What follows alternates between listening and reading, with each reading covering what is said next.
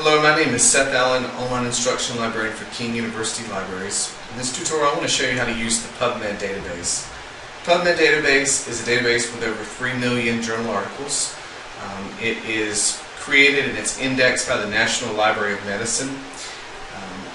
It has existed for a number of years, and it existed as a place to either index or to give people access to articles dealing with healthcare research. This is one of the premier databases when doing nursing research, particularly when you get to the point where you want to do evidence-based research. So let's say you want to apply the latest innovations in medical research to the actual care that you give patients. All right, this would be a good place to go to find information that would help you make more informed decisions. Whenever you search this database and whenever you do medical research, a good way to break down a research question is to do what's called a Pico analysis. Pico stands for population or patient, intervention, comparator, and outcome. So let's say in one research paper that you're writing, you want to be able to help people who are at risk for heart attack by suggesting a medication they could use. All right? So in this case, the population is people who are at risk for heart attack, and I'm looking at an intervention and I'm going to look at a comparison. So the intervention I'm going to look at is aspirin, and I'm going to also look for statins in my search. And statins are a group of cholesterol-lowering drugs, like Lipitor. And the outcome, which I don't know yet, but that's why I'm doing the research, is what is better, aspirin or statins, to lower the risk for heart attack. Okay? And you'll also notice that I have put certain words in bold. Okay? Heart attack, aspirin, and statins. The reason being is these are the actual keywords that I'm going to use when I'm doing my search. Another important thing to keep in mind when using this database, it's not as intuitive as, say, the CINAHL database or other databases you may use. It's very important that you use what are called medical subject headings, or MESH for short. So the National Library of Medicine, they've created a series of standardized terms to be able to describe conditions and medicines. And all the articles that are available in this database, they're indexed. Each one is classified using this long thesaurus of terms. Okay, usually these subject headings are whatever the official medical term is for an item, not the layman's terms. All right? And it really helps to know these and to actually search by subject headings rather than doing a keyword search, because you get a more precise search. All right? So, for example, statins, it's the word that's used as the subject heading is the name for that type of medication. I won't try to pronounce this word, but heart attack, for example, would be classified as myocardial infarction. Now, you don't necessarily have to know these subject headings, all right? But the key is to know how to search for them, because you can normally search within the PubMed database for a layman's term like heart attack, and you'll be able to search whenever you type in this. Usually the MESH subject heading will pop up. Okay, I'll show you in a minute how to do that search, and to show you an example of how it's sometimes a more precise search than just typing in keywords. Okay. Another thing to keep in mind whenever you're searching, if you're going to do a keyword search, that's fine. There's a good chance that you'll find relevant articles.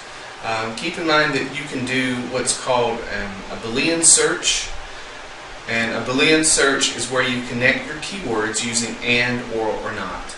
Right? And the same logic applies to other databases. So, for example, if you want to search for the overlap between two keywords, you can do an and search. When I open up PubMed, I'm going to show you how to do an advanced search, and there's multiple search boxes, and you type in aspirin in one box, statins in the other one, and you'll connect the two keywords with and. All right? An and search in the database searches for the overlap between two items. Okay? You can also do an OR search. This is a really broad search. So whenever you're searching for two keywords and they don't necessarily have to appear in the same article, you could do an OR search. So you could do aspirin or statins. And what that does, that searches for all articles that mention aspirin or all articles that mention statins, but not necessarily in the same article. Okay. You could also do a not search. So let's say you're doing research on heart attacks and aspirin, but not statins. You could search for heart attack and aspirin and not statins. So in other words, you will look for all articles that mention aspirin, but they don't mention statins. And given that these two types of medicines are used to help lower the risk of a heart attack, a lot of times there's a lot of overlap between the two. Okay? So let me pull up the database and show you how to search for our topic and how to apply some of these search terms. So this is what the home page looks like.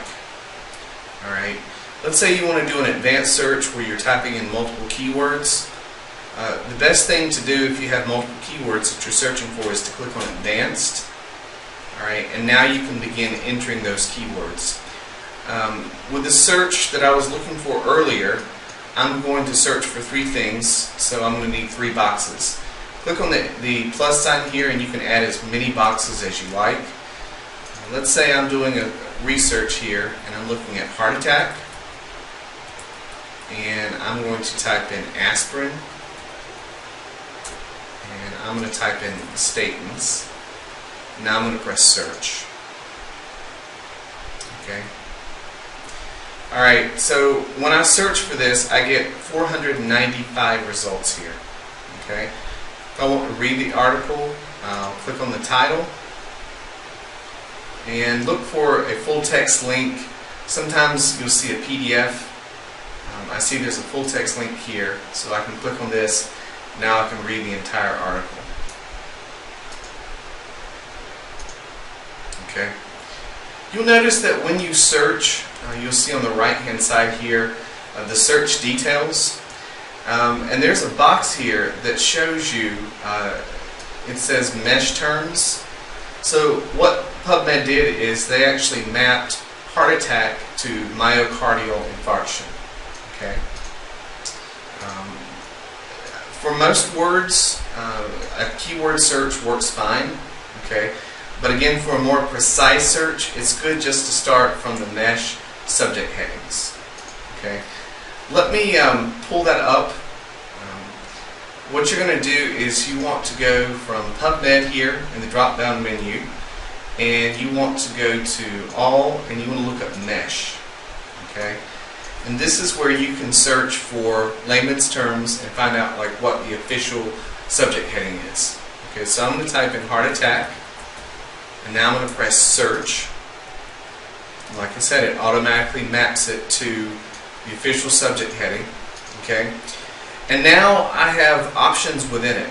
Okay, so I could search for, let's say, analysis of myocardial infarctions.